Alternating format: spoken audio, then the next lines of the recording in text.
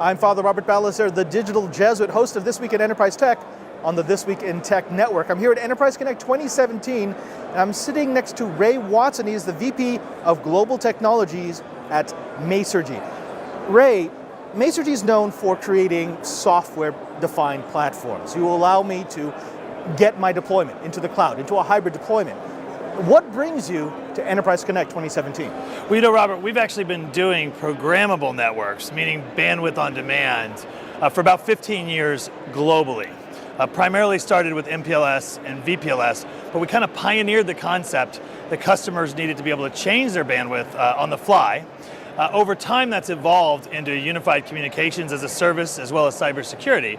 And the reason that we're here now is really to espouse the fact that we're moving towards an API, that's an application programming interface economy, and we're bringing tools to market that allow customers to embrace and use APIs to their advantage. You know, it's almost a little scary how quickly that transition has occurred in the last 10 years. 10 years ago, it was you had to own your own iron, you had to own your own colo, you had to own every single bit of resource that you may ever need to use from the low all the way up to the peak. And now, it's sort of, well, it's regular business for me to be able to dynamically locate exactly what I need, exactly at that time.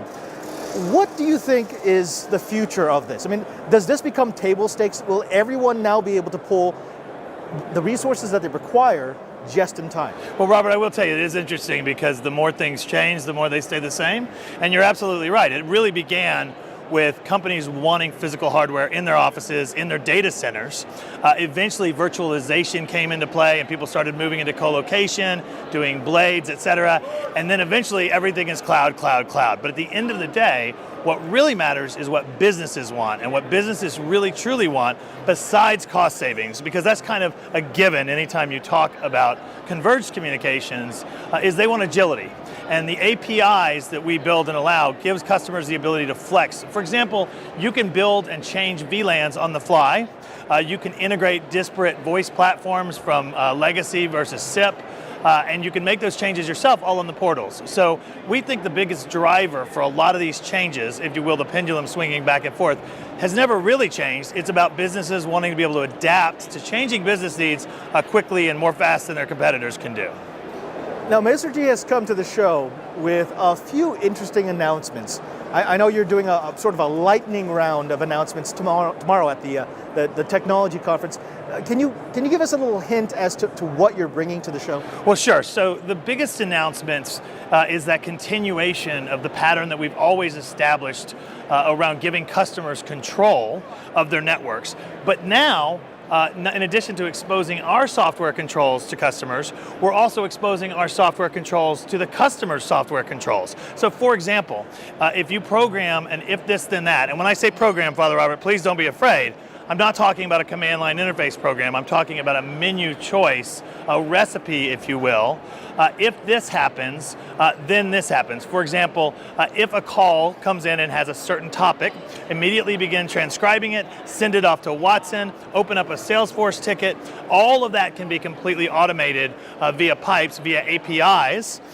And we think that that's going to become the next big paradigm shift. Rather than talking about bits and bytes or SIP versus other protocols or MPLS versus SD-WAN, we think that the biggest driver is going to be companies that really want to be able to make those changes automatically depending on business drivers such as how many cars are in their parking lot, or is it below freezing at the DFW airport, or any of those types of pre-programmed conditions to allow the computers to do the heavy lifting so that the people can do the smart lifting. I think we're on the cusp of maybe the second or third generation of software-defined deployments. Sure. If you were able to talk to a typical IT manager out there, a CTO, a CFO, who's looking at their next big capital outlay, what would you caution against? What would be the pitfalls that someone might fall into that could really boondoggle the entire deployment? Well, I will tell you the worst pitfall, and I think most companies have moved away from this, but it's still a little bit of a hazard for mid-market companies and smaller enterprises is what I call rear view mirror network design, where you're really truly looking at what was in the past. And when I say the past, I don't mean 5 years ago when your predecessor got fired. I mean 5 weeks ago when you were trying to do an Active Directory deployment.